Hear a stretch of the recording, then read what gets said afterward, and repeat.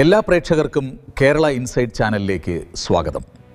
ഇന്നത്തെ വിഷയം മുല്ലപ്പെരിയാറുമായി ബന്ധപ്പെട്ടതാണ്. മുല്ലപ്പെരിയാറിൽ നിർണായക നീക്കം. കേരളത്തിൻ്റെ സുരക്ഷയോ തമിഴ്നാടിൻ്റെ വെള്ളമോ?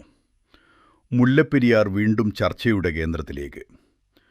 ഒരു വശത്ത് കേരളം പറയുന്നത് ജനങ്ങളുടെ സുരക്ഷയാണ് ആദ്യം, മറുവശത്ത് തമിഴ്നാട് പറയുന്നത് ജലലഭ്യത ഉറപ്പാക്കണം.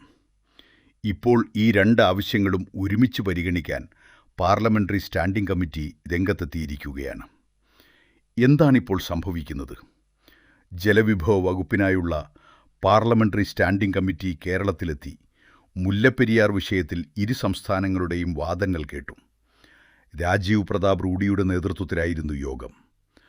അണക്കെട്ടിൻ്റെ സുരക്ഷയും തമിഴ്നാടിന് ആവശ്യാവശ്യമായ ജലലഭ്യതയും ഒരുപോലെ പരിഗണിക്കണമെന്നാണ് സമിതിയുടെ നിലപാട്.